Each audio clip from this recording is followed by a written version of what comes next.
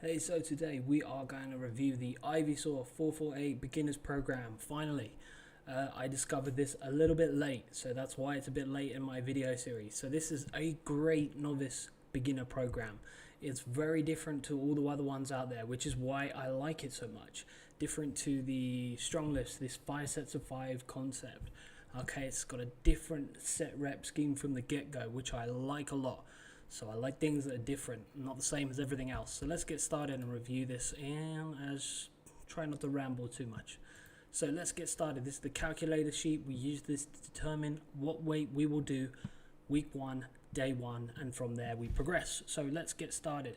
What you must do is you must find the starting weight, this estimated 4 sets 4 weight, for all the lifts that you will be doing in this program. Well, that includes the bench, the squat, the overhead, the rows, and the deadlift. Okay, so let's just do one for now to save time. Let's say I did a 400-pound squat, which you write 400. Let's say I did it for 1 rep. It must be from anywhere from 1 to 10. I would say choose anywhere from 1 to 5 rep max, no more. I'm going to do this program in pounds, so I put 5. But if I was to do it in kilograms, I would put 2.5. This will round it to the nearest 2.5 or rounded number nearest 5. And let's get started and work out how we came up with this 290 figure number for our 4 sets of 4 starting weight. So we got B13, so we got B13 times B15, and then B7, so we're rounding to the nearest 5. So what is this? Let's check it out. So estimated TM, that stands for estimated training max. Now the training max is 90% of your 1 rep max. It's based on the premise that not every training session you will be at 100%. So it's better to train off 90% of your 1 rep max rather than your full 1 rep max. It's kind of like a easy simplified version of the RPE, but it's good for beginners for that reason. It was popularized by Jim Wendler, which is why his name is referenced there. Okay, so we got that TM times this 80%.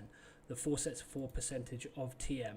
So that's how we got it. We did 360 times 80% and rounded to the nearest 5, which gave us 290. Now it is important to put 2.5 or 5 in here. Let's check it out. If we put 2.5, as you can see, it's rounded to 287.5.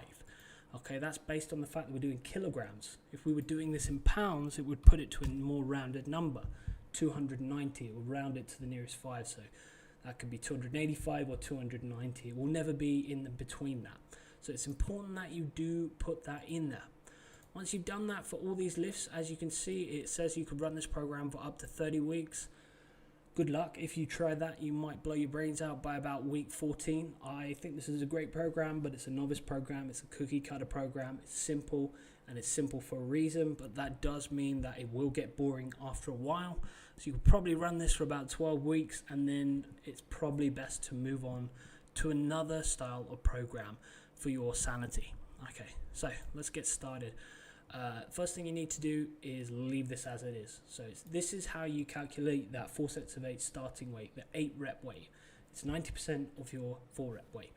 Now if you're doing this program in pounds, you keep this all the same in blue here. That's 15 pounds. This is the progression each training session. So it's 15 pounds for the squat and deadlift. It's 10 pounds for the bench and the rows, and 5 for the overhead press. If you're doing it in kilograms, as you can see here, they've kindly put that information for you. But you will have to enter it in here manually. Okay, so you change those figures to kilogram progression weight.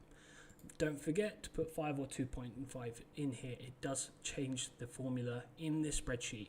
Now I've done an analysis sheet because this is all a little bit messy, busy, and unorganized. That's probably my biggest criticism of the spreadsheet. It's a bit messy. So let's go straight to the analysis sheet. Now you've got a week A and you've got a week B, and you alternate the two. There is a difference between each training week. Let's check out the differences. First thing we can see is bench week A, we do 4 sets of 4, 4 sets of 8, and then on the final day we do 3 sets of 4 and 1 set of as many reps as possible. Okay, as many reps as possible. So if we come to the spreadsheet right here, let's check it out. If we go to the bench, it's labeled as 3 sets 4 plus 1. That plus 1 implies 1 set of as many reps as possible. So that's different to week B. As you can see, it's a different structure for week B. We've got 4 sets of 8, 4 sets of 4, and 4 sets of 8. So we've got 2 volume sessions of 4 sets of 8. and we do not do this as many reps as possible chasing session. We can also see the difference here. We do 2 squat sessions in week A and 1 in week B. We do 1 deadlift session in week A and 2 in week B. You can also see we actually never do a 4 sets of 4 session for the squat. We do 4 sets of 8, 3 sets of 4, and 1 set of as many reps as possible, and 1 day of 4 sets of 8 in week B. The other thing you can see the difference is the overhead press. We do 2 sessions of 4 sets of 8, so 2 volume sessions and one session of 4 sets of 4. If we go to week B, you can see we do 1 session of 4 sets of 4, 1 for 4 sets of 8, and 1 for as many reps as possible. The other difference we can see in week A, we've got 2 chin-ups and 1 barbell row. In week B, we do 2 barbell rows and 1 chin-up. So that's the difference between the 2 training programs that I can see.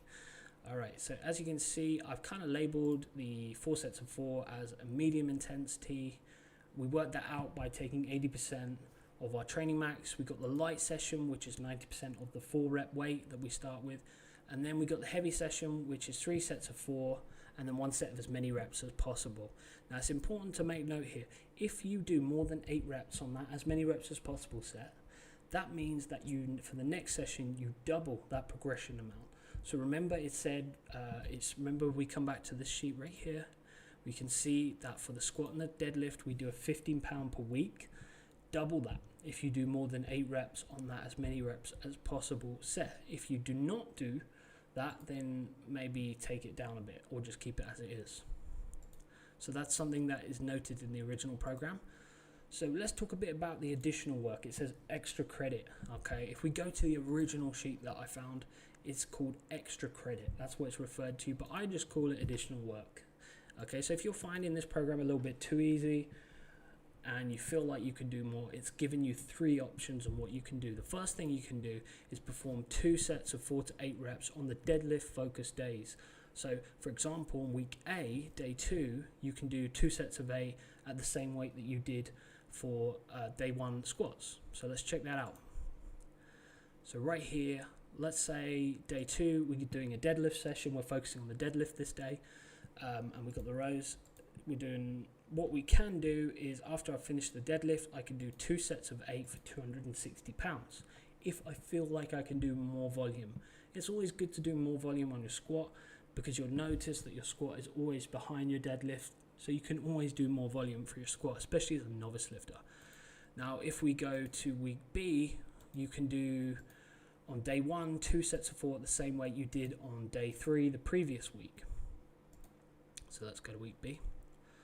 Okay, so let's say right here, day 1, okay, week B, we can do 2 sets of 4 for 290 pounds based on what we did last week on day 3. And if you want, you can do an additional squat session here. Maybe you want to do 2 sets of 8 for what you did on day 2, 275 pounds if you want, but maybe 3 squat sessions in this week will be a bit too much. So you can choose which one you want to do. 2 sets of 4 on day 1, 2 sets of 8 on day 3. So that's some of my advice there. Okay, the next thing you could do is chin-ups every day. So whether you are doing rows or not, you'd still do chin-ups. So if you do some rows, you then finish that with some chin-ups. Okay, so that's something you can do to add additional volume.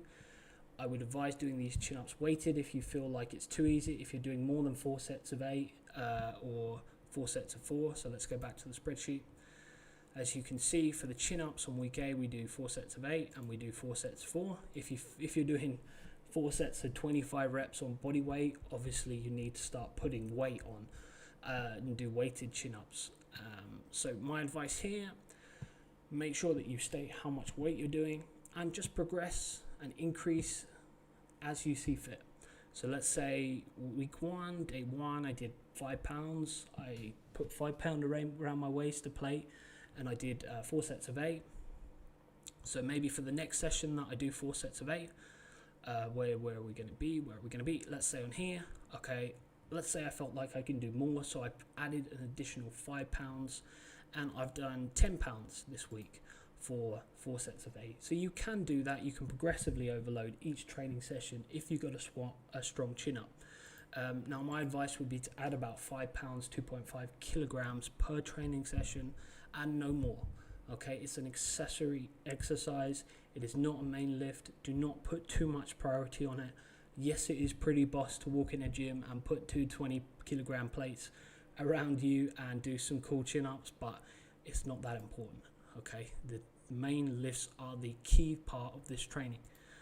The last thing you can do is actually instead of doing 4 reps on the 4 sets of 4 or 3 sets of 4, you can do 5 reps. So you can do 4 sets of 5 and 3 sets of 5.